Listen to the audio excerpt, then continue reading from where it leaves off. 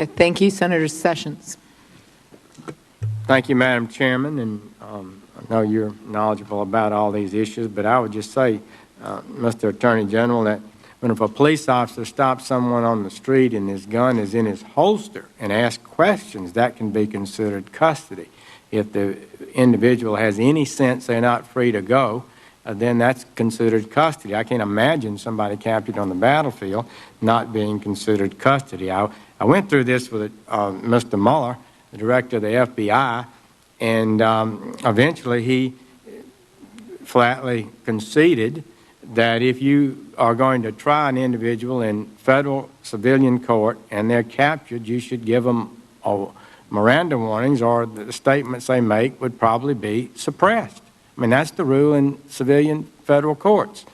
It's not constitutional. The Supreme Court still says it must be given, but it's not really required by the Constitution. So the military commissions that's one of the differences, I think, that we have in those matters. And Senator Graham is raising a point that you cannot avoid. And that point is, if the presumption is, according to the U.S. Department of Justice, your department, that individuals who are terrorists would be tried in federal court and not in military commissions, then it's almost an absolute requirement that people apprehended need to be given Miranda warnings and told they can have a lawyer and they don't have to talk. When our military is in a life and death struggle to win a victory over the enemy, and one of the key things the 9/11 Commission drove home to us is that intelligence is the way to do that in this kind of battle we're in. So I think that that's not a matter that can be lightly dismissed. Senator, I would not lightly dismiss it, but what I'm saying is that we have a great deal of flexibility. I do not think that the military commissions are an illegitimate forum in which to bring these cases. And on a case-by-case basis, what we would do would be to look at the admissibility of evidence, the quantum of evidence that could be introduced, and make that determination. That's one of the factors. Well, although there's a presumption of Article 3, it's not an irrebuttable presumption, and the proof is in the pudding. Well, 5 of the people I talked about last week are going to go to military commissions as opposed to Article 3 courts. Well, if the presumption is these cases will be tried in civilian courts, then I don't know why the soldier he talks about on the battlefield isn't instructed to give Miranda warnings. I would also just note that there's been a hostility by the president toward military commissions,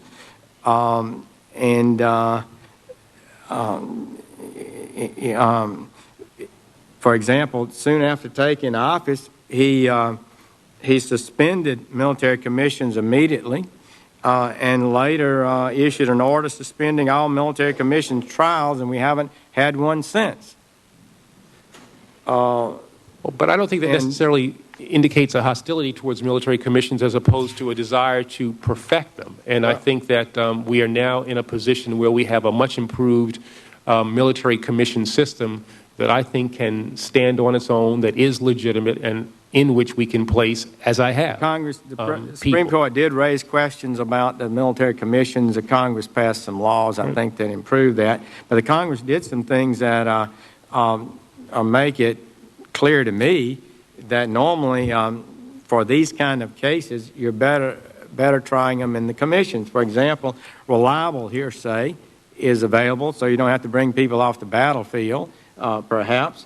And it's easier to have in-camera hearings. We have them all the time in federal court trials, but you have to have a real high reason to do that in a normal civilian trial, to go in camera. They're on the record, of course. In the military commissions, you can go on the record, but in camera, and take more evidence and protect our intelligence sources and methods better.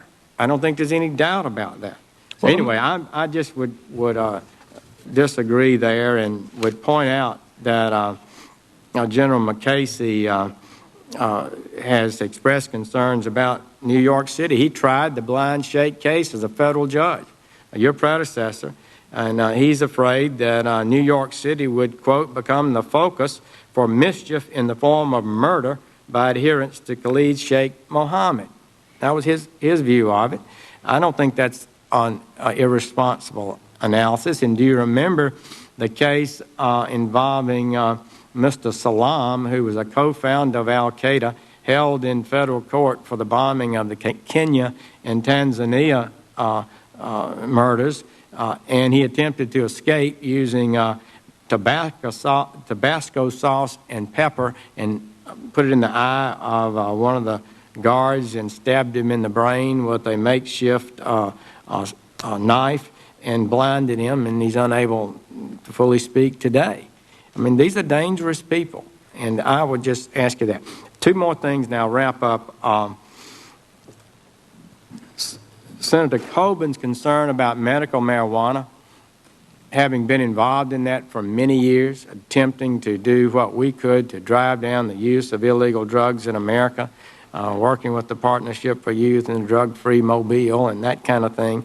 I've seen a little bit of the history of it. We need to send a clear message, and we are sending a bad message with the medical marijuana laws. States are making a mistake when they do this, and the federal government really needs to speak out against it and show some leadership there. And second, I really want to affirm that I will be supportive of your efforts to enhance medical fraud prosecutions and recoveries. Every president, I think, has tried to do something about it, but it's going to take a sustained effort, not just a press conference, over a period of years. And I think, Mr. Attorney General, with your experience, both as a prosecutor and a judge, you could probably help make this become more effective than it has in the past. Well, I think there are a number of U.S. attorneys on this panel who I think if we put our heads together, we can come up with an effective way in which we can deal with this problem of health care fraud. We need to ask ourselves, I think, some tough questions and be honest about the failures that we've had in the past in trying to do this. And I think you're absolutely right that this is something that has to be sustained over time, which includes funding, maybe dedicated resources. But I think we'll make money back on the provision of additional prosecutors, investigators, and people at HHS, auditors, to do these kinds of things. They will pay for them more than pay for themselves, and I think we should be cognizant of that. With regard to the concerns that you raise, just kind of in summary, I do believe that we can protect sources and methods within the Article 3 courts, and I would note, as I said, I guess in my opening statement, that the provisions designed to protect sources and methods in the military commissions are based on the CSPA Act that we use in Article 3 courts. I have great respect for Judge Mukasey. He was a great, I think, a great attorney general. He's obviously a great judge. He helped the healing process that has begun at the Justice Department. The only thing that he didn't have at the department, I think, was the gift of time. We owe him a great deal for starting to right the ship, and I'm trying to continue the work that he began. But I disagree with him about New York. New York is, and this is not a secret, New York is a target for Al-Qaeda and for those who would do this nation harm. I'm not at all certain that the bringing of these trials necessarily means that New York is at greater risk. And with regard to what happened in the jail, that's an unfortunate, tragic incident that I think we probably have learned from, and I'm confident that the marshals, the Bureau of Prisons, officials who will be responsible for the detention of these individuals will handle them in a way that will be consistent with our values, but also allow them to protect themselves. I do not take lightly, though, the issues and the concerns that were raised by Judge Mukasey. He's a person I have great respect for. And one of the things that I actually read in trying to make this determination was an article that he wrote, I believe was for the Wall Street Journal, I'm not sure, but I remember reading that article and kind of underlining things that he said and asking the people who were part of our group to respond to the things that Judge Mukasey had raised. That's the degree of respect that I have for him, both as a lawyer, a judge, and as a great attorney general.